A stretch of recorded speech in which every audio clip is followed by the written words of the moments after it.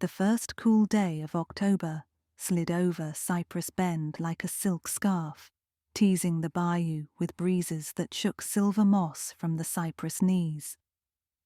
After a cane syrup breakfast, I rode my bike down to the dock, newly minted notebook tucked in the basket. In retirement, I had planned to spend my mornings cataloguing the town's tiny lending library, but fate, or more precisely my best friend Delphine, had nudged me into something far livelier. "Goldie," she'd said last week, "you've organised enough books for 10 lifetimes. Come learn the swamp tour business with me. Someone's got to keep Levi honest." Levi Thibodeau, former shrimper, part-time gator whisperer, and full-time charmer, ran La Belle Marais Tours. His airboat could whip through cattails like scissors through ribbon. Delphine piloted the second slower pontoon craft, selling the trip as Serenity on the Sabbath. I figured I would handle the clipboard and customer chatter. What trouble could possibly find a 62-year-old retired librarian among snowy egrets and water hyacinth? At 8 o'clock sharp, the day's passengers ambled down the pier. A honeymoon couple from Michigan wearing matching Gator Me T-shirts, 3 geology students with cameras the size of salad plates, and a trio in khakis and polo shirts with a corporate logo stitched over their hearts, Arcadia Energy Partners. The energy folks arrived late, speaking in clipped tones as if they'd been arguing. I made a mental note. Librarians are born people watchers. Levi tipped his straw hat. "Folks, welcome aboard. This here is Miss Marigold Bennett, Goldie to her friends. She knows every bird call and ghost story south of Baton Rouge, so don't be shy with questions." That was pure embellishment, but our guests seemed appreciative.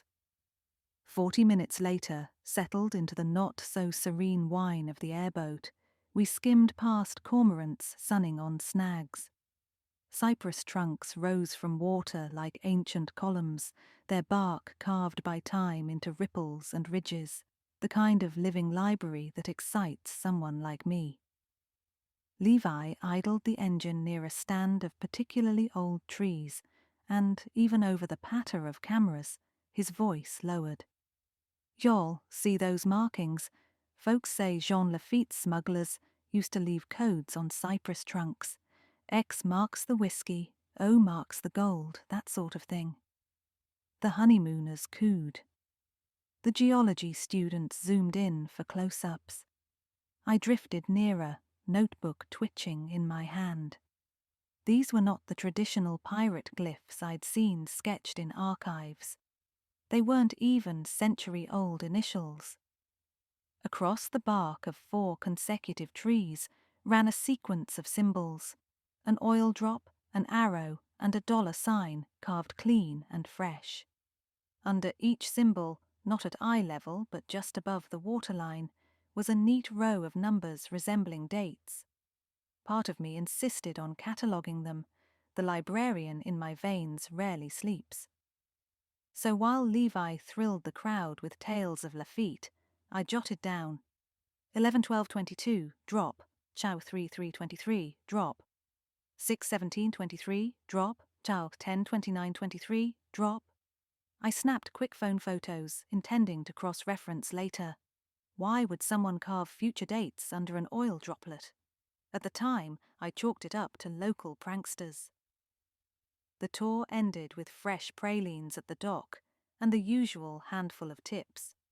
The Arcadia trio departed without a word, but not before the shortest of them, a man with a haircut sharper than Levi's filling knife, paused to whisper something in Levi's ear.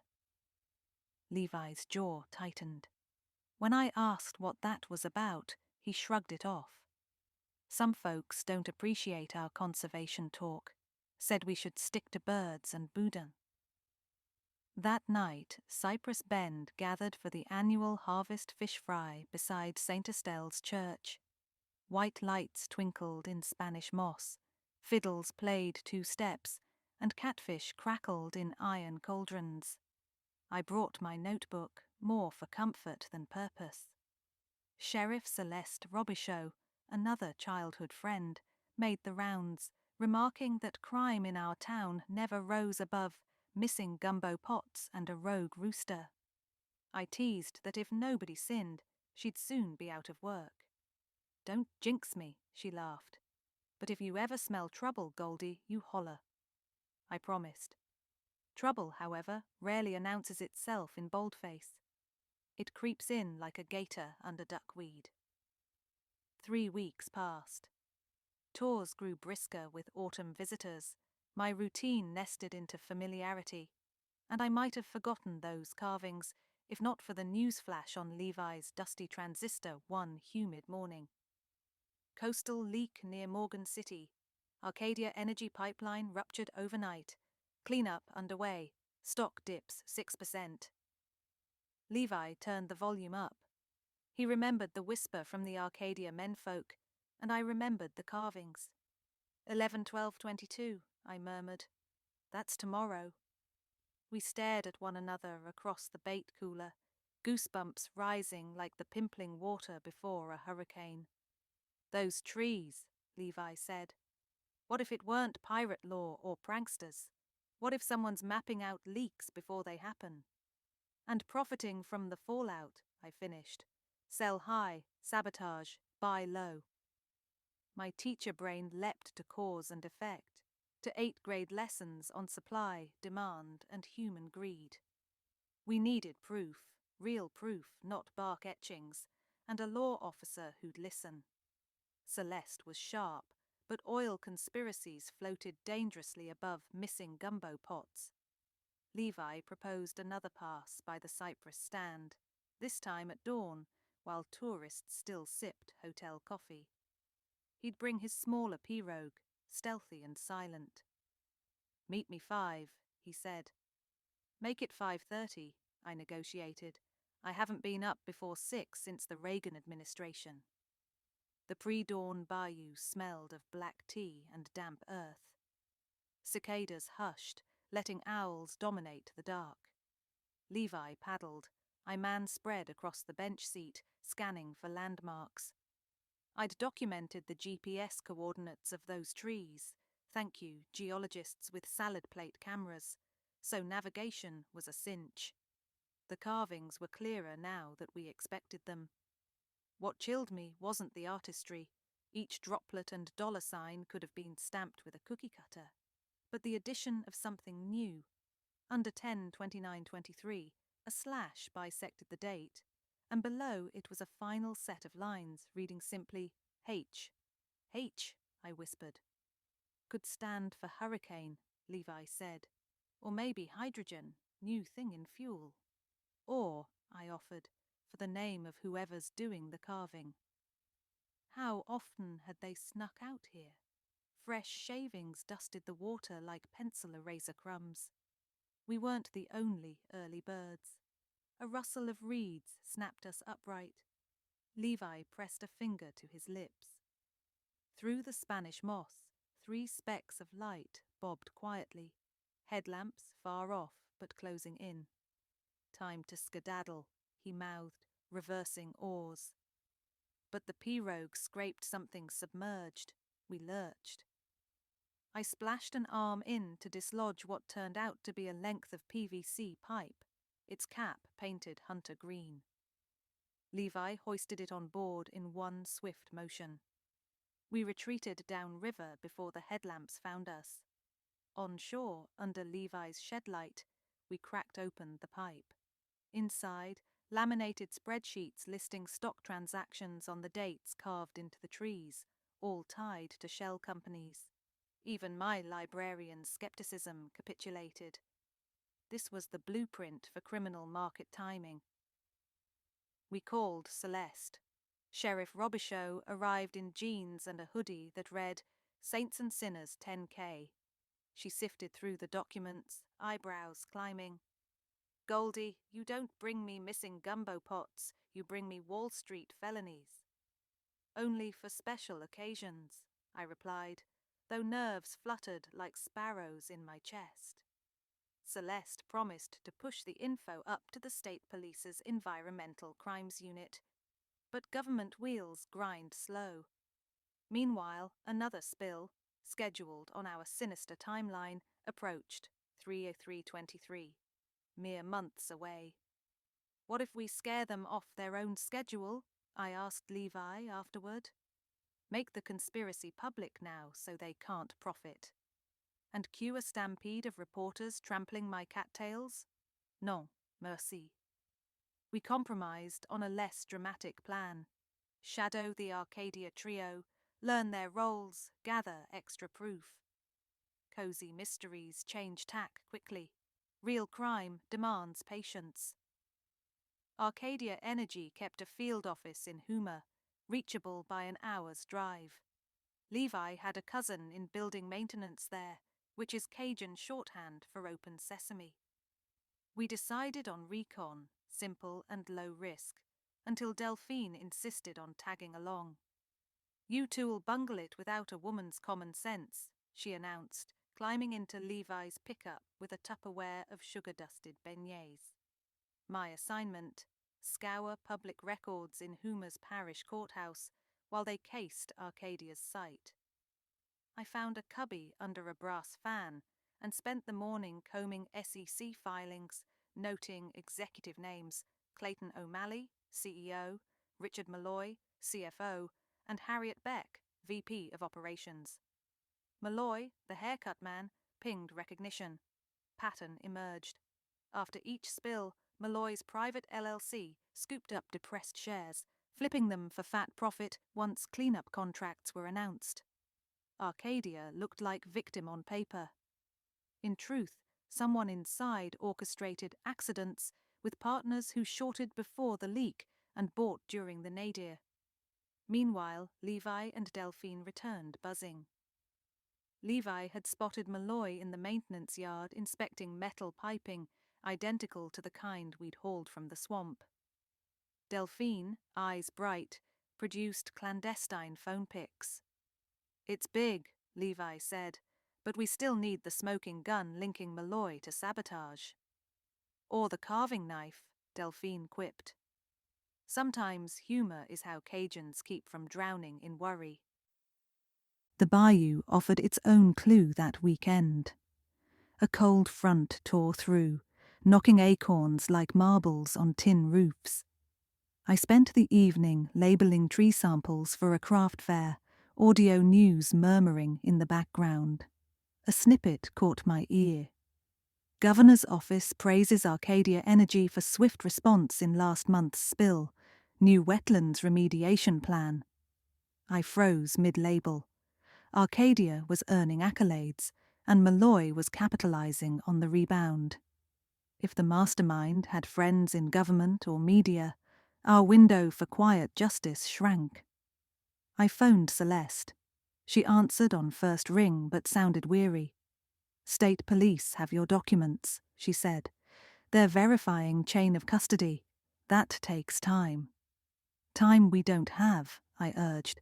The next leak is scheduled for March. We need to stop it. I can't arrest a corporation on a librarian's hunch. That stung but was fair. In cozy novels, sheriffs trust amateur sleuths implicitly. Reality demands warrants. So I devised Plan B, catch the culprits in the act, with video and, ideally, a badge present. Lucky for us, Cypress Bend hosted a regional wetlands symposium every November, attracting scientists and, fittingly, Arcadia executives eager to polish their eco-halos. They'd chartered a VIP swamp tour with Levi for closing day. My gut told me the conspirators might visit their carved timeline after hours, checking progress or making new cuts. We prepared. Levi installed discreet trail cams around the cypress stand, wired to ping Delphine's phone. I borrowed from the library's defunct bird-watching group a pair of night vision binoculars. Delphine lined the pirogue's hull with foam so we could paddle noiselessly. Symposium day dawned bright, with egrets showing off like runway models.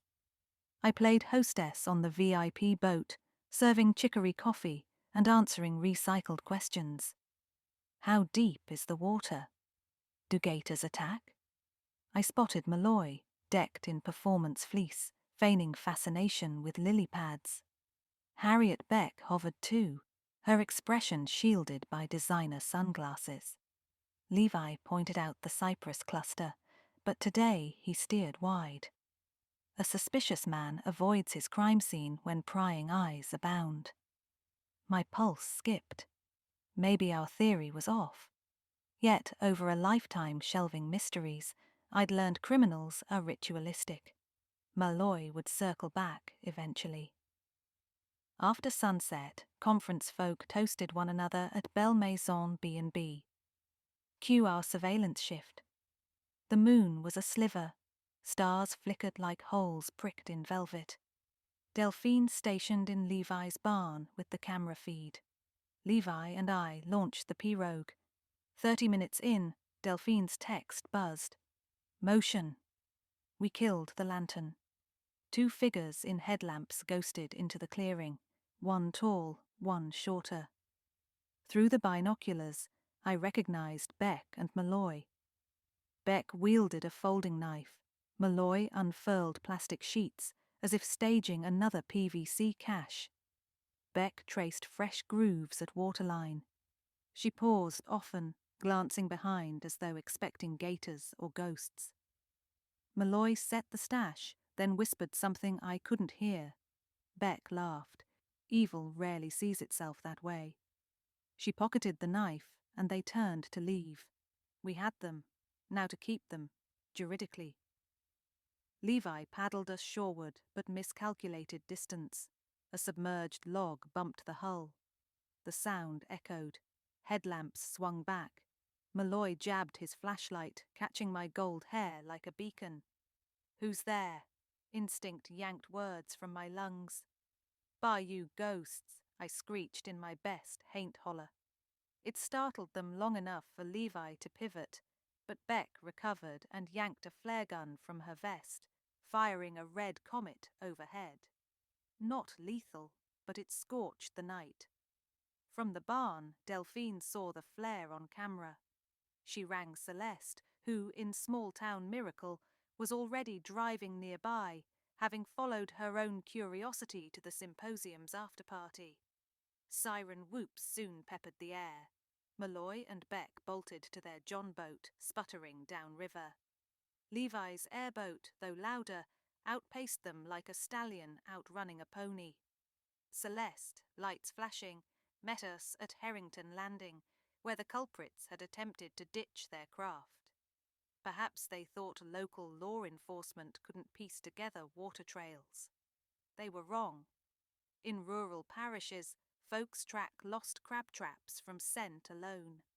Celeste cuffed Malloy and Beck on charges ranging from criminal mischief to conspiracy to commit securities fraud, pending federal investigation. She thanked me, half amused, half exasperated. Goldie, next time you holler, give me at least 5 minutes head start.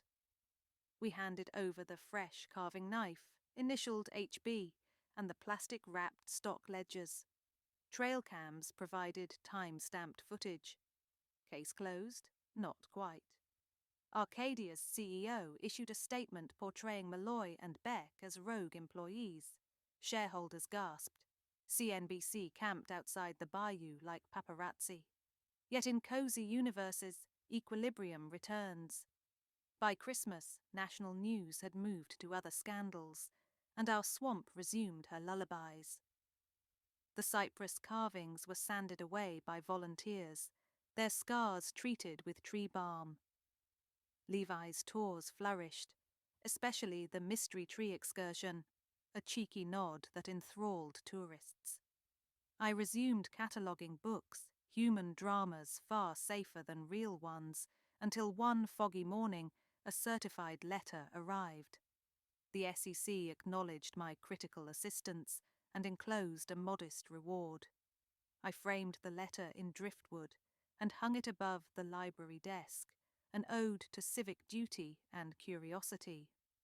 On Mardi Gras Eve, our town threw the No Spills Only Thrills parade. Children in alligator costumes tossed beads. Delphine sold beignets dusted in edible glitter.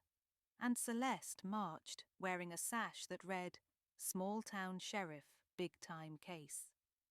Levi sidled up carrying a bouquet of swamp irises. "For the woman who turned tree bark into a timeline of truth," he said, pressing them into my hands. I laughed. "Next adventure, I'm choosing sleepy romance over securities fraud." "We'll see about that," he grinned, tipping his hat to the bayou, whose cypress knees jutted like exclamation points from the water, silent witnesses to greed, to justice, and to the quiet power of noticing.